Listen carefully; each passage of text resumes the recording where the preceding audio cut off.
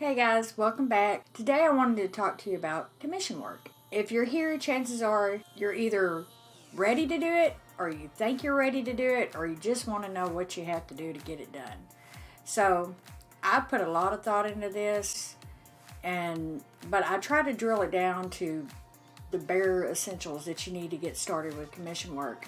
So today we're going to go over 5 things you need to know before you do commission work. Let's get to it.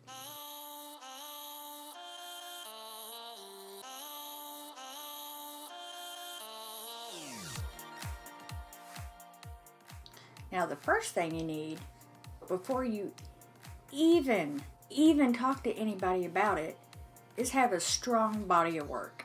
So number 1, be portfolio ready.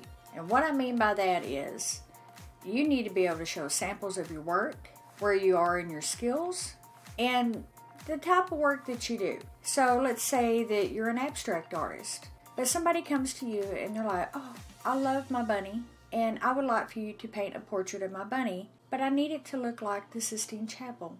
Now those are 2 different things, y'all. That is not going to work. So having strong pieces of work ready, that will let the client know that this is your skill set, this is the style of work that you work in, and actually having that portfolio will come in handy for another point later on. Work on those pieces, and if you don't have work that you've done for other people, fake it until you make it. So create the pieces that you want to offer to people. If you want to do pet portraits, start painting pets. Paint those animals. If you want to do architecture, go around town, take some photos, sit outside and paint, sit outside and draw, but create those pieces so you have samples to show people. All right, now, number 2, know your worth.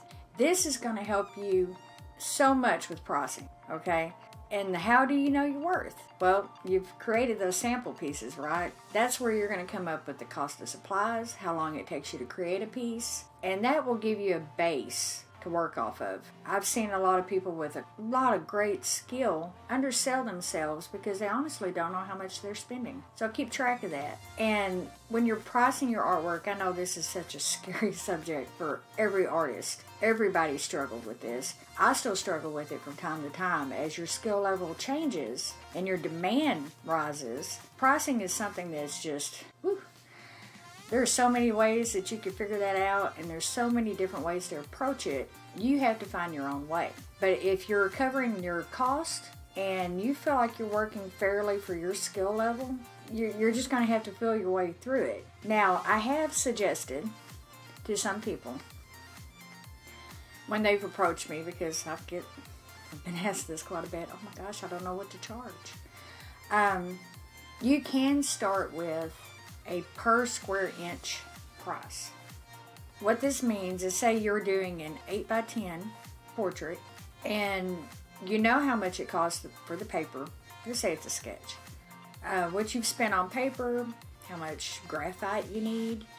Of course, if you're shipping it, this will get worked into. But as far as your skill level, sit down and think $1 a square inch. Just throw a number out there. So if you're 8 times 10 is 80, it's going to be an $80 drawing. Now, if it freaked you out to hear that you're going to be charging somebody $80, then you might not be there yet. If it hurts your feelings that I said that you're going to be charging somebody $80 for your drawing, then you probably need to raise that price. But if nothing else, that gives you a number. Instead of just reaching out into the universe and hoping for the best, if you can at least figure that up, and then you include your cost. And by cost, I'm not just talking about your art supplies. Think about the time you spent in your rent. The area that you use. Is this a space that you're renting out? Is it a part of your home you have dedicated to a studio like I do? You know how much you're spending on this space every month. And if they're taking up 3 weeks of your time in that space, you have to pay that rent. So figure that in. Cost of your lighting. Lighting is something that we have to worry about. If you're just living off the sunshine, then kudos to you. But some of us have to have special bulbs that we spend money on. So that's factored into your overall cost. So someone's got to pay for it eventually. So factor in everything. And don't forget, you're going to be consulting. You will be proofing. you're going to be communicating with these people outside the time you're spending on this, so allot time for that as well. We've gone over 2 things so far. Let's get on to number 3, deposits. I cannot stress this enough to anybody in the world. I don't care if you're a designer, if you're branding a company, if you're doing a pencil sketch on a napkin, get paid for it, okay? So let's say that bunny that we mentioned earlier, her beautiful bunny. I hate to pick on bunnies today, but you're going to go get, say, a canvas, and you've got the paint, and you went ahead and got a special brush because you know you're going to have to do teeny tiny little whiskers, and you've got all these things, and you're working on this piece, and then suddenly they come to you and they go, well, you know, it turns out my kids weren't ready for this bunny, so we sold the bunny. I don't need that commission anymore. Oh, cool. Pay me anyway. Deposits are just, it's a fundamental and across any art related business that you can do. If you can get a 25% deposit, that's okay. It'll at least cover your supplies that you bought to do the job. If you can get a 50% deposit, that's even better. You can get that up front, and then when they're happy with the piece, then you can get full payment before you send it to them. Never give them the artwork until you're fully paid. Never. One incentive you can offer, if you're willing to pay full up front, then I would be willing to give you more progress photos, let you watch me a little more in depth than I would if you just paid a small deposit because you don't want people scampering off with your artwork. So that's a way to do it, but always get a deposit. Now, number 4. This is pretty big here too. Reference photos and sketches. So let's say this beautiful bunny, they bring you a picture and it's taken from across the field of their bunny playing, and they're like, I want you to capture all their emotion. Or someone's friends with Bob, and they love Bob, and they want to surprise Bob with a portrait. Here's a picture of Bob 10 miles away, standing at the end of the road. Capture his smile. No, ma'am. That's not going to work. I need better photos than this. So don't be afraid to tell them, if I work from this photo, I'm not going to be able to capture eye color. I won't get that special little shine in their eye. I'm not going to tell you, I can't tell you if they're smiling or not. Now, I do recommend trying to get more than one reference photo if you can. If they love the pose, maybe they look very dapper the way they're standing, but they don't have their trademark smile. Well, that's where other photos can come in. They help you with these features. The lighting might be wrong. I've actually done pet portraits where I can't even tell what color the dog's eyes are, but it's a wonderful pose. I mean, they're very Rin Tin Tin, but having more than one reference really does help.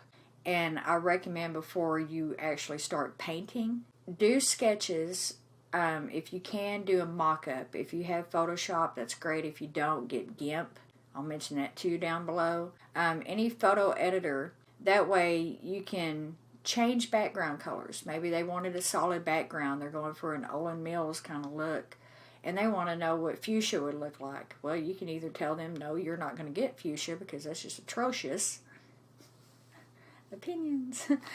Or you can just show them what it would look like real quick by using a photo editor, and that way you're not painting and then them go, oh, you're right.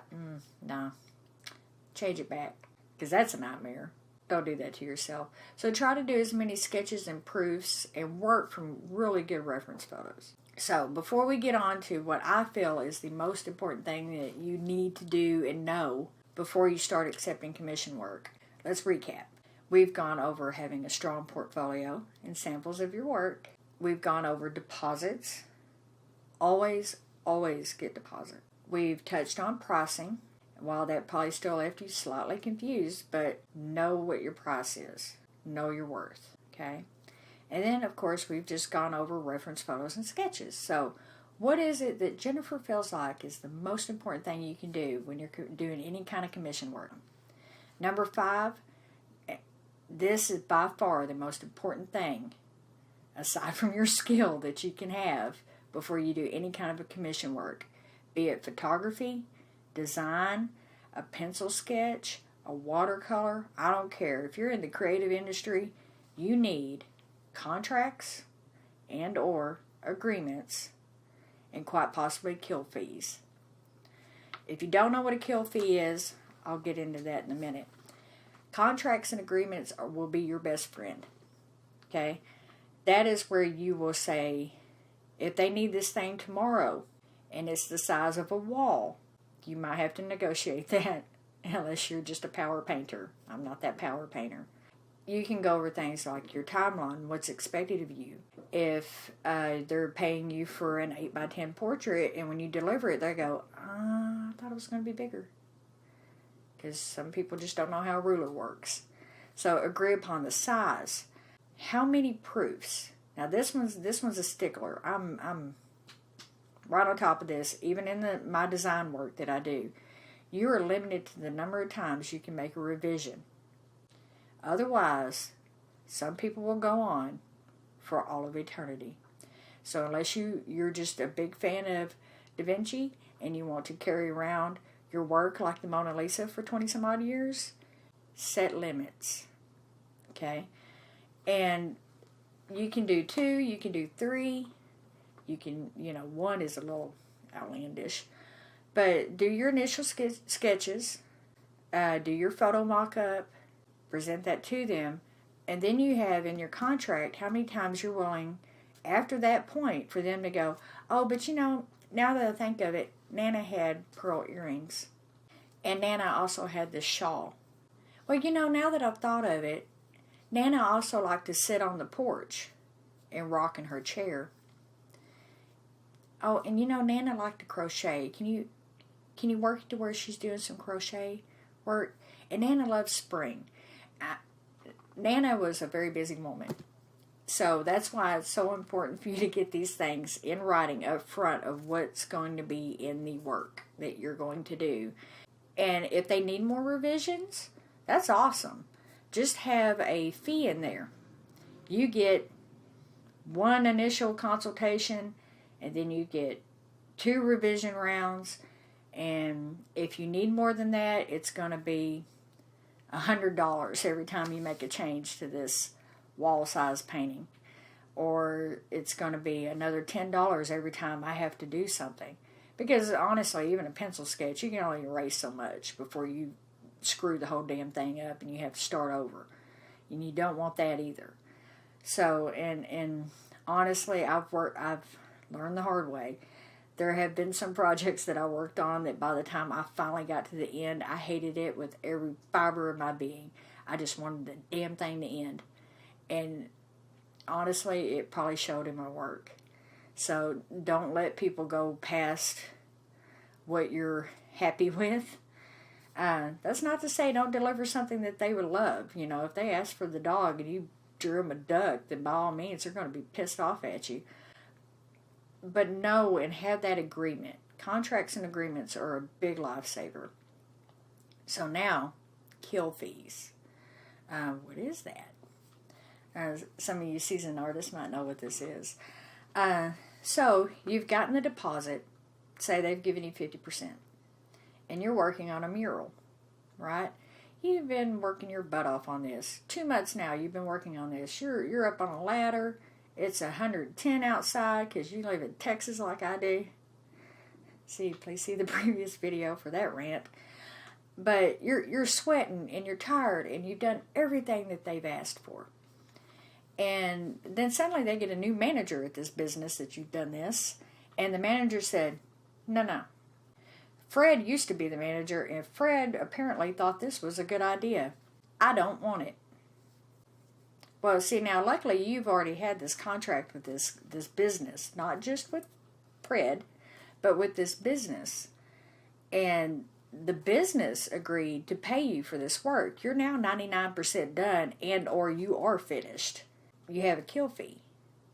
So that way, even if they stop the job, whether you're at 60%, 75%, 90% of this job, you're going to get paid for everything that you've done, at least up until that point. And those are great things. contracts and things, we could talk about lawyers. I could go over all that with you, and that'll have to be in the whole on its own video.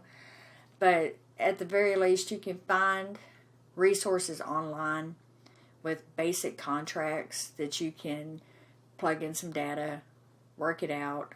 I've had very simple contracts for very simple jobs, and then I've had very complex ones.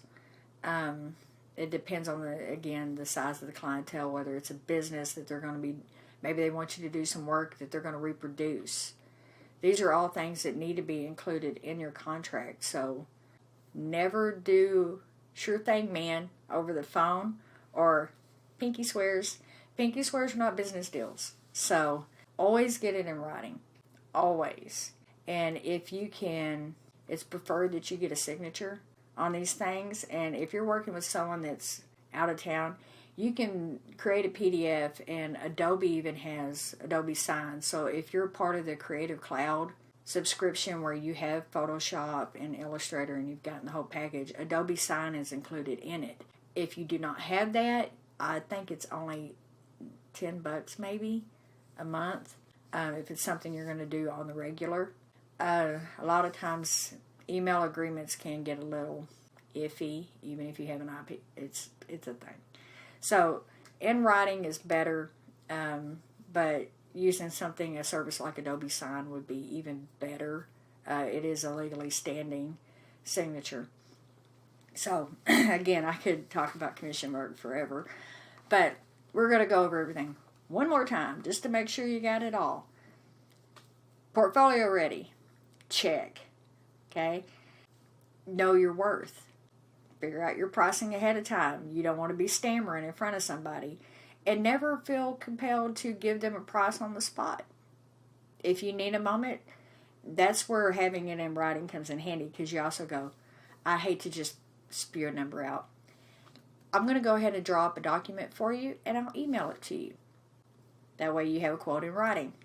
Number 3 was deposits. So, always get a deposit. Save yourself a lot of heartache.